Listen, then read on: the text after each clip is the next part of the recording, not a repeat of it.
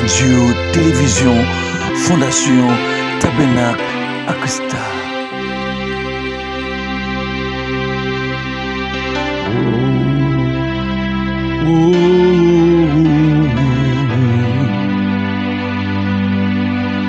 Moi, femme Jean, ouvre même les pas vle. Moi, menem, moi, femme Jean. Amables auditeurs, chers frères et sœurs bien-aimés dans les Seigneurs, tendrement je vous salue, tendrement je vous embrasse, je vous souhaite la plus cordiale bienvenue à notre contrée, notre contrée de formation théologique, notre plateforme de formation biblique, théologique et scientifique. Christa, c'est votre maison des études universitaires scientifiques et théologiques.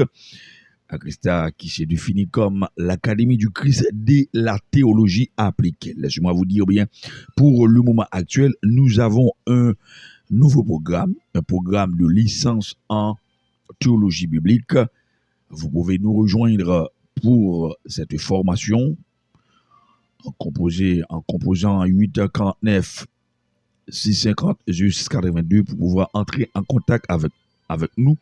Et si vous aimeriez avoir de plus amples informations, n'hésitez pas de nous rejoindre au 849 650 06 82. Je suis le responsable, la figure emblématique de la Christa, fondateur et directeur académique de cette maison d'études. Eh bien, amis des ondes, pour aujourd'hui, nous avons un nouveau sujet, un nouveau concept d'étude, qui donc qui n'est autre la bienveillance. La bienveillance, c'est le concept d'étude. La bienveillance, c'est l'un des fruits de l'esprit, hein? La bienveillance. La Bible parle de la bienveillance. C'est pour cette raison, aujourd'hui, nous allons vous faire comprendre quelque chose de bon qui vient pour avec ce concept d'étude-là. Hein?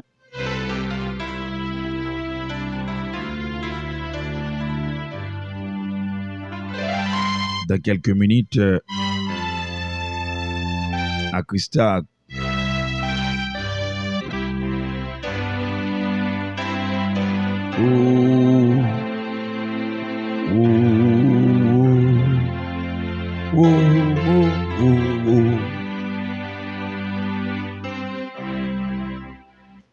Amables auditeurs, chers frères et sœurs bien-aimés,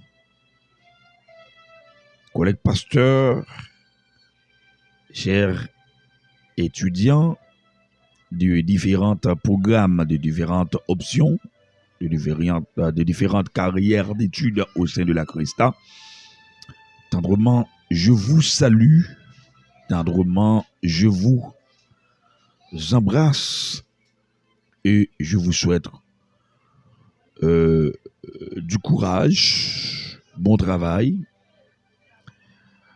et que Dieu vous donne la force et résilience pour pouvoir maintenir et rester ferme dans cette parcours, dans cette trajectoire, pouvant bénéficier, décrocher un papier, un diplôme ou du moins une licence ou du moins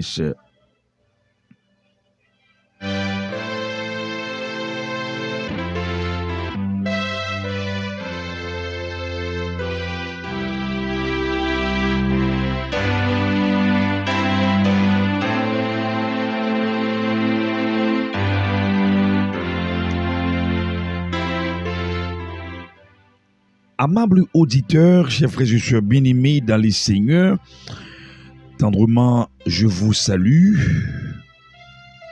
tendrement je vous embrasse,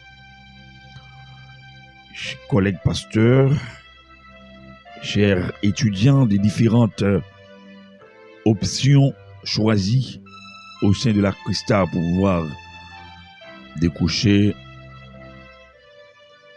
un diplôme, ou du moins pour pouvoir décrocher votre licence dans n'importe quel domaine, c'est un devoir pour moi de vous saluer dans le précieux nom de notre Seigneur Jésus, le Christ crucifié à la croix, notre Rédempteur fidèle.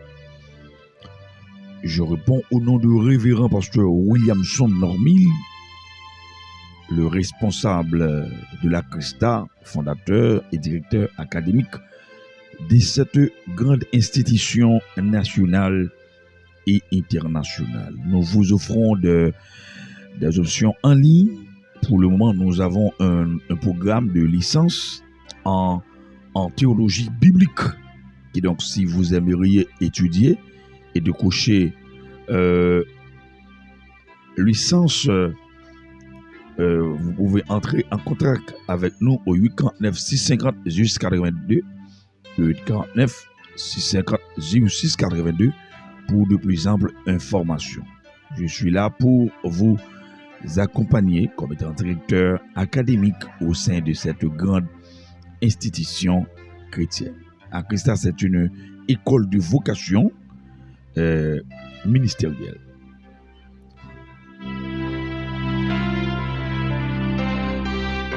Écoutez Radio, Télévision, Fondation Tabernacle Christa. Eh bien, amables auditeurs, sans plus tarder, pour aujourd'hui, nous avons un nouveau sujet, un sujet d'étude, un concept biblique qui n'est autre que la bienveillance. La bienveillance. Qu'est-ce que ça veut dire? Qu'entendez-vous par la bienveillance? Que dit la Bible de la bienveillance?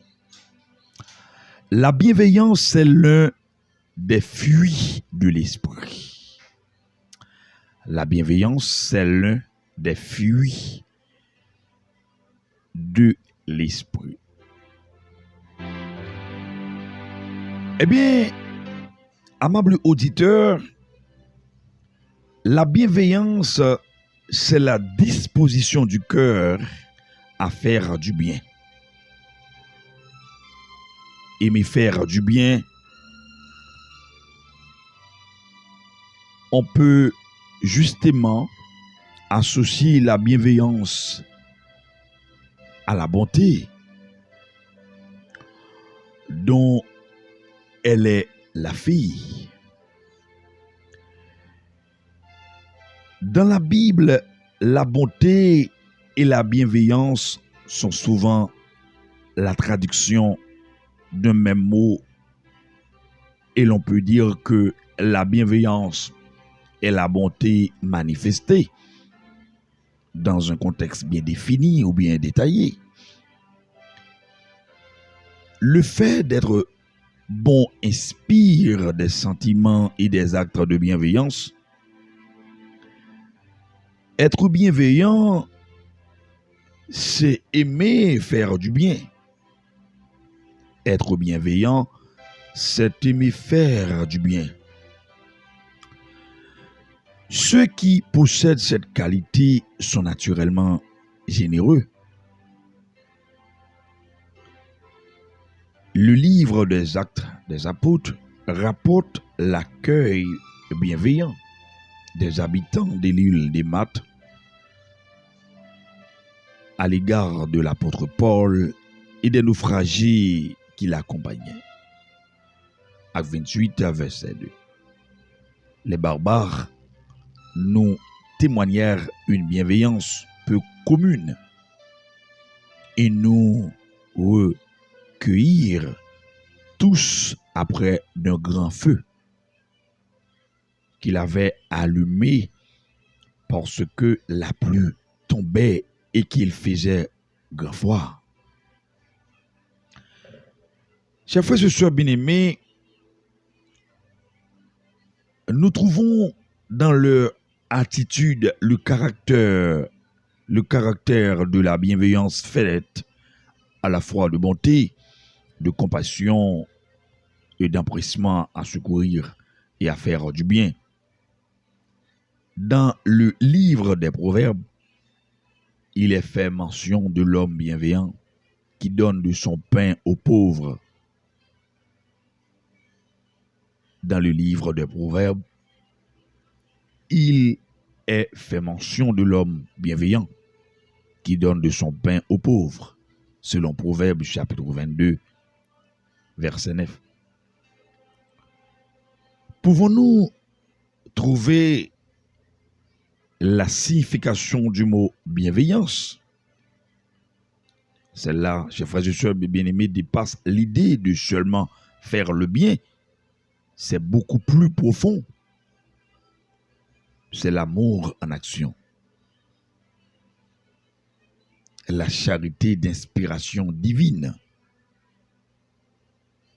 C'est l'amour en action.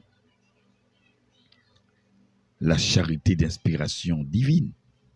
Jésus a montré par ses paroles de consolation, d'encouragement, d'apaisement et par ses œuvres de guérison et de délivrance, ce que la véritable bienveillance, il a pris plaisir à faire du bien. La bienveillance de Dieu consiste à faire du bien, à bénir.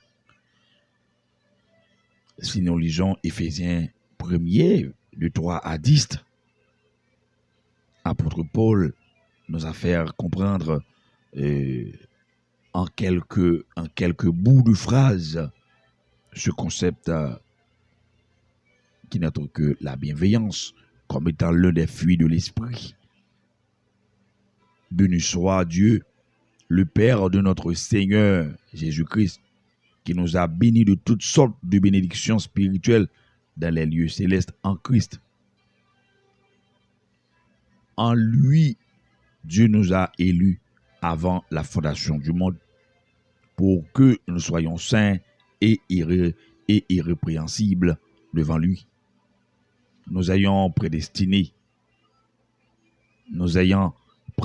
dans son amour à être ses enfants d'adoption par Jésus-Christ, selon le bon plaisir de sa volonté, à la louange de la gloire de sa grâce qu'il nous a accordée en son bien-aimé. En lui, nous avons la rédemption par son sang, la rémission des péchés selon la richesse de sa grâce que Dieu a répandue abondamment sur nous par toute espèce de sagesse et d'intelligence, nous faisant connaître le mystère de sa volonté, selon le bienveillant dessein qu'il avait formé en lui-même, pour le mettre à exécution lorsque les temps seraient accomplis, de réunir toutes choses en Christ, celles qui sont dans les cieux et celles qui sont sur la terre. Amable auditeur, Dieu est bienveillant. Il prend plaisir à faire du bien. Le premier l'être bienveillant, l'homme de la création, l'être de la création, c'est Dieu. Dieu est bienveillant, il prend plaisir à faire du bien. Voici, entre autres passages bibliques, chers frères et sœurs bien-aimés, ce qu'il dit par Jérémie le prophète. Jérémie 32, 41, je prendrai plaisir à leur faire du bien et je les planterai véritablement dans ce pays de tout mon cœur et de toute mon âme. Lisons aussi Michée chapitre 7, verset 18. Quel Dieu est semblable à toi, qui pardonne l'iniquité, qui oublie les péchés du reste de ton héritage. Il ne garde pas sa colère à toujours, car il prend plaisir à la miséricorde. Lisons aussi Jérémie 33, disons mieux, verset 6. Jérémie 33, verset 6. Voici, je lui donnerai la guérison et la santé. Je les guérirai et je leur ouvrirez une source abondante de paix et de fidélité. Jésus a manifesté la bienveillance divine à l'égard de ceux qui venaient vers lui et vers qui il allait. Selon Actes chapitre 10, verset 38, Jésus a éprouvé sa bienveillance. Vous savez comment Dieu a oint du Saint-Esprit et de force Jésus de Nazareth, qui allait de tout lieu en lieu faisant du bien et guérissant tous ceux qui étaient sous l'empire du diable, car Dieu était avec lui. Le fruit de l'esprit, c'est la bienveillance. Oui, la bienveillance est l'un des fruits de l'esprit. Malgré que nous constatons ça, et là des sentiments et des actes de bienveillance, nous sommes obligés de reconnaître que nos limites dans ce domaine sont vite atteintes. Nous avons besoin, comme pour toutes les vertus révélées en Dieu, de l'aide du Saint-Esprit qui peut faire naître et croître en nous les sentiments de Dieu et de Christ.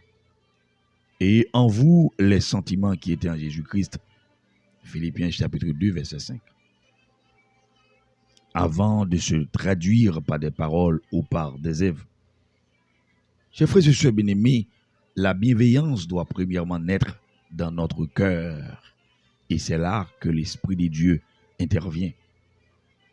La bienveillance, au même titre que l'amour de Dieu, sera le fruit de la nature nouvelle que Dieu fait naître en nous lorsque nous croyons au Seigneur Jésus-Christ et que nous le recevons comme notre Sauveur et Seigneur.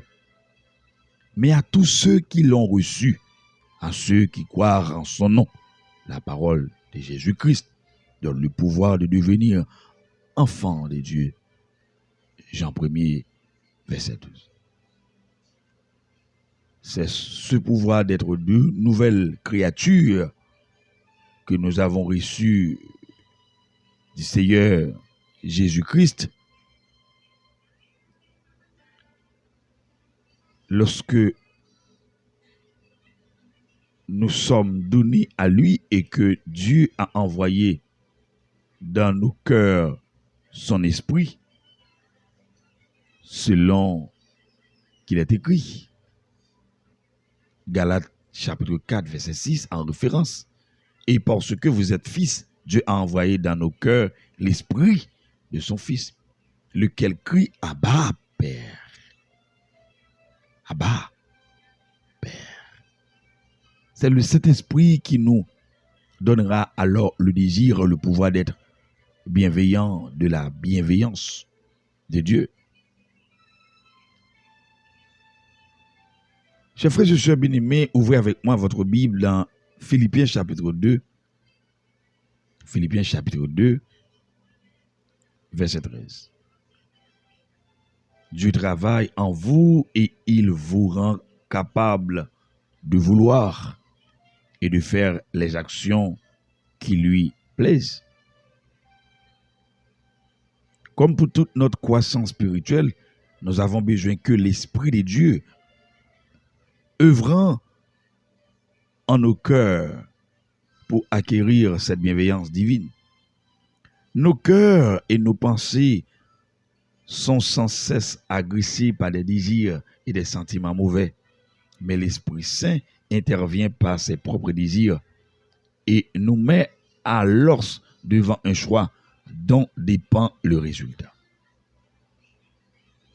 Si vous pouvez lire avec moi Galates 5, verset 16-25. Je dis donc, marchez selon l'esprit et vous n'accomplirez pas les désirs de la chair. Car la chair a des désirs contraires à ceux de l'esprit. Et l'esprit en a de contraires à ceux de la chair. Ils sont opposés entre eux, afin que vous ne fassiez point ce que vous voudriez. Si vous êtes conduit par l'esprit, vous n'êtes point sous la loi. Or, les œuvres de la chair sont manifestes. Ce sont l'impudicité, l'impureté, la dissolution, l'idolâtrie, la magie, les inimités, les querelles, les inimitiés, les querelles, les jalousies, les animosités, les disputes, les divisions, les sectes, l'envie, l'ivrognerie, les excès de table et les choses semblables. Je vous dis d'avance, comme je l'ai déjà dit, que ceux qui commettent de telles choses n'hériteront point le royaume des dieux. Mais le fruit de l'esprit, c'est l'amour, la joie, la paix, la patience, la bonté, la bénignité, la fidélité, la douceur, la tempérance. La loi n'est pas contre ces choses. Ceux qui sont à Jésus-Christ ont crucifié la chair avec ses passions et ses désirs. Si nous vivons par l'esprit, marchons aussi selon l'esprit. Peut-être n'attachons-nous pas suffisamment d'importance au fruit de l'esprit, c'est-à-dire à cette vie nouvelle, qui est la nature même de Christ, que le Saint-Esprit veut produire en nous.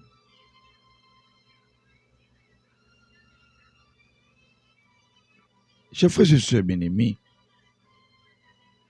en visitant notre archive, notre page en Christa sur YouTube, j'étais fort étonné du peu de livres qui traitent de ce sujet, le fruit de l'esprit. En fait, j'en ai trouvé un seul et encore pas celui que je voulais, qui était épuisé, et nous sommes empressés à rechercher toutes sortes de bénédictions concernant notre vie terrestre, notre bien-être mental et physique, mais nous manquons de gel pour rechercher les choses d'en haut.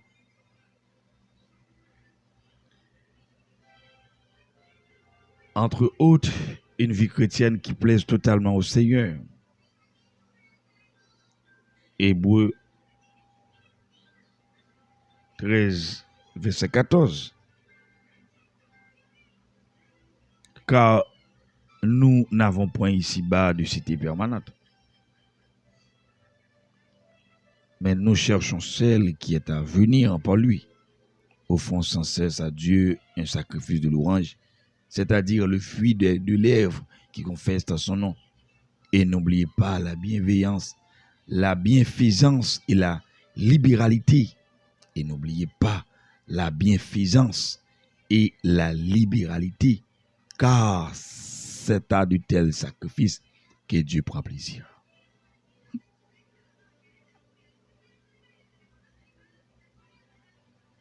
Et n'oubliez pas la bienfaisance et la libéralité, car c'est à de tels sacrifices que Dieu prend plaisir.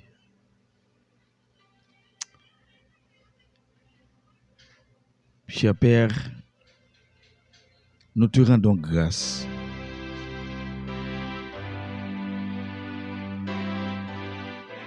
nous te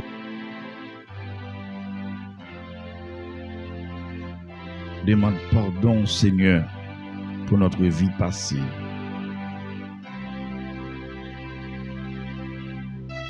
Pardonnez-nous nos offenses, nos fautes, nos erreurs grossières. Merci pour la Christa, merci pour notre famille, merci pour nos frères et sœurs, merci pour les collègues pasteurs. Merci Seigneur.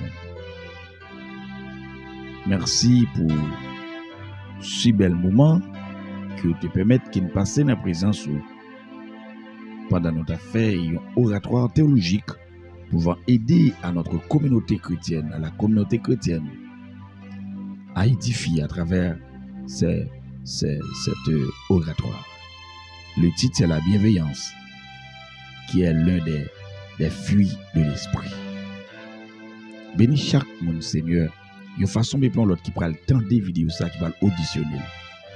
Bénis chaque ami, chaque collègue pasteur, chaque étudiant qui est dans l'école théologie a béni. Seigneur, bénis Marco même, Miss Viviane, Marco même, Aloud, compère, Roulant estimé, cousin, Carl Joseph Hanser, compère, Madame Aloud, Marco même, et Jeff Thompson, et tout compère, et tout Marco même, me salue, Madame Déborah Lubin, Joseph Raphaël Pierre, surtout saluer à cette émission, Pasteur Ifonel, Pasteur Fénélus, Pasteur Werner, Pasteur Eliné, Pasteur Donald, Apôtre Donald, que Jésus-Christ bénisse. Salut dans le nom précieux de notre Seigneur Jésus-Christ. Que nous le bénisse pour des temps et des temps. Shalom. Bye bye. Merci pour votre formidable écoute. C'était avec vous, le révérend Pasteur Williamson Normil. Bye bye.